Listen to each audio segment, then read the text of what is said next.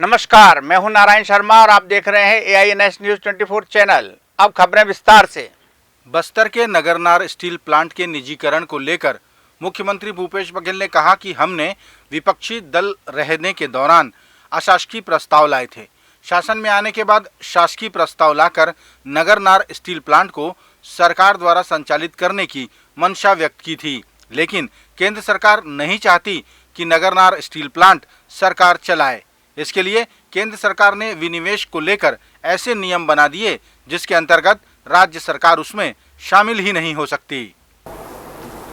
जब हम लोग विपक्ष में थे तब भी ये हम लोगों ने पत्र लिखा कि इन लोगों को पुनर्वास किया जाए, इनको नौकरी दिया जाए, और ये भी लिखा था कि इसे निजी हाथों पे को ना दिया जाए। और इसी के साथ साथ जब सरकार में आए, सरकार में आने के पहले अशासकीय संकल्प लाए थे विधानसभा में, सरकार में आए तो शासकीय संकल्प लाए, और विधानसभा में शासकीय संकल्प सर्वसम्मति से पारित हुआ कि NMDC यदि स्टील प्लांट संचालित नहीं कर पा रही है तो निजी हाथों में न बिके, बल्कि इसे राज्य सरकार को दे दें। अभी तक की 20,000 करोड़ रुपया उसमें लगा है, तो राशि हम देने के तैयार है, राज्य सरकार स्टील प्लांट चला ले। लेकिन भारत सरकार इसे माना नहीं, और निर्माणाधीन जो स्टील प्लांट है उसे विनिवेश करने के लिए उन्होंने घोषणा कर दी, और राज्य सरकार उसमें भाग न ले सके, ऐसे उन्होंने क्लास डाल दिए ताकि हम भाग ही ना ले सकें। 1 अक्टूबर से प्रारंभ हुए स्वच्छता पखवाड़ा में प्रदेश के राज्यपाल विश्वभूषण हरिचंदन ने भाग लिया। इस मौके पर उनके साथ Raipur institute of medical science के विद्यार्थी भी शामिल रहे। स्वच्छता पखवाड़े के दौरान राज्यपाल ने कहा कि हम सभी को अपने आसपास स्वच्छता बनाए रखनी चाहिए।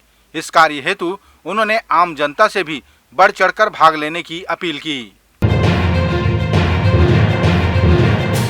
छत्तीसगढ़ के आबकारी मंत्री कवासी लखमा का वो वीडियो जमकर वायरल हो रहा है जिसमें वे डांस करते नजर आ रहे हैं। मौका है गणेश विसर्जन कार्यक्रम का, जिसमें आबकारी मंत्री कवासी लखमा भी शामिल हुए। डीजे की धुन पर वे अपने आप को रोक नहीं पाए और डांस करने लगे।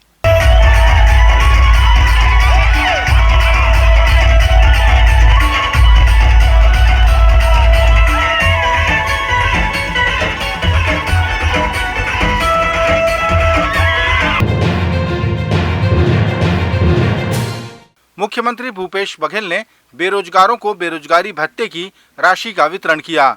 इस मौके पर 1,35,104 बेरोजगार युवाओं को बेरोजगारी भत्ते का वितरण किया गया, जिसमें 35,48,07,500 रुपए ट्रांसफर किए गए। गौरतलब है कि जब से ये योजना प्रारंभ हुई है तब से अब तक 182,47,02,500 रुपए बेरोजगारों के खातों में अंतरित किए जा चुके हैं। इस मौके पर मुख्यमंत्री ने ITI के 109 प्रशिक्षण अधिकारियों को नियुक्ति पत्र भी प्रदान किया। केशकाल विधायक व विधानसभा के उपाध्यक्ष संतराम नेताम की उपस्थिति में कॉलेज में अध्ययनरत 18 युवतियों ने कांग्रेस पार्टी में प्रवेश किया। विधायक ने सभी युवतियों का गमछा पहनाकर स्वागत किया और कांग्रेस प्रवेश पर सभी को बधाई दी। उन्होंने युवतियों से कहा कि राजनीति के साथ पढ़ाई पर भी ध्यान देना। सभी युवतियों ने राजनीति में आकर युवा पीढ़ी के लिए कार्य करने की मंशा जाहिर की। बस्तर के नगरनार स्टील प्लांट के निजीकरण के विरोध में कांग्रेस ने 3 अक्टूबर को बस्तर बंद का आह्वान किया है। प्राप्त जानकारी के अनुसार 3 अक्टूबर को प्रधानमंत्री बस्तर आएंगे और नगरनार स्टील प्लांट के कार्यक्रम में शामिल होंगे। PCC अध्यक्ष दीपक बैज ने कहा कि केंद्र सरकार की निजीकरण सोच का विरोध करते हुए और बस्तर का हित सोचते हुए विरोध स्वरूप बस्तर बंद का आह्वान किया गया है। भाजपा की मोदी सरकार द्वारा बस्तर का नगरनार इस्पात संयंत्र बेचना बस्तर की भावनाओं के खिलाफ है। अपने मित्रों को फायदा पहुंचाने मोदी सरकार बस्तर के लोगों को धोखा दे रही है। साथ ही नगरनार इस्पात संयंत्र बेचने के विरोध में 3 अक्टूबर को पूरे बस्तर बंद किया जाएगा।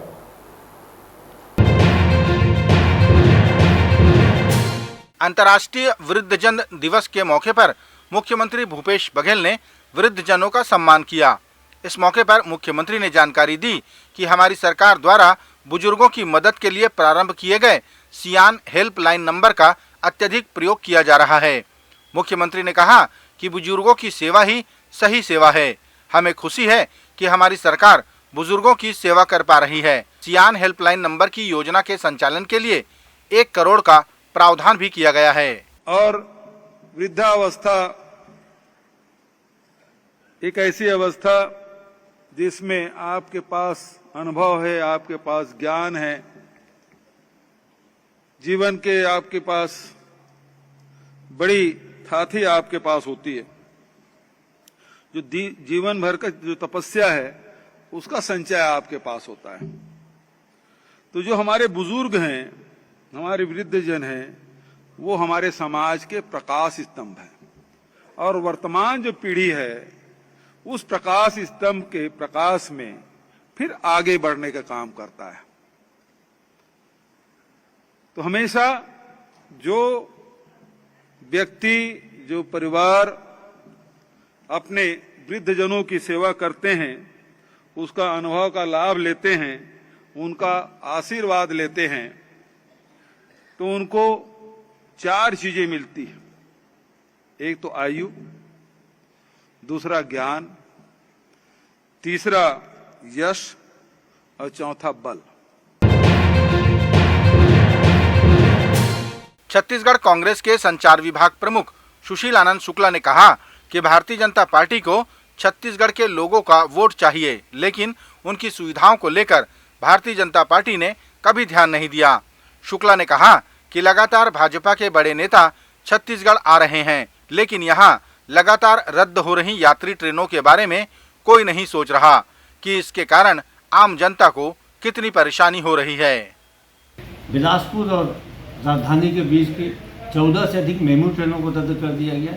लगातार मोदी सरकार छत्तीसगढ़ के हितों के खिलाफ निर्णय ले रही है। पिछले 3 साल में हजारों ट्रेनों को छत्तीसगढ़ से रद्द किया गया है। कांग्रेस पार्टी ने आंदोलन किया तब रेलवे ने बताया कि छत्तीसगढ़ से कोई भी ट्रेन अब आगे रद्द नहीं की जाएगी, लेकिन बेशर्मी की पराकाष्ठा देखिए कि फिर से छत्तीसगढ़ की ट्रेनों को रद्द कर दिया जा रहा है।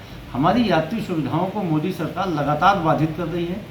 पिछले एक पखवाड़े में 2 दर्जन से अधिक केंद्रीय मंत्री आए, प्रधानमंत्री आए, भाजपा के राष्ट्रीय अध्यक्ष आए, अमित शाह आए, लेकिन भाजपा के किसी भी नेता ने छत्तीसगढ़ की रद्द हो रही ट्रेनों के बारे में किसी से भी चर्चा करना जरूरी नहीं समझा। यह भारतीय जनता पार्टी का छत्तीसगढ़ विरोधी चरित्र है।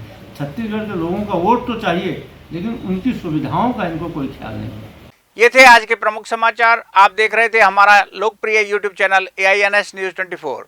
अब हमें इजाजत दीजिए। कल तक रोजाना की ताज़ा खबरों के लिए आप देखते रहिए हमारा लोकप्रिय यूट्यूब चैनल।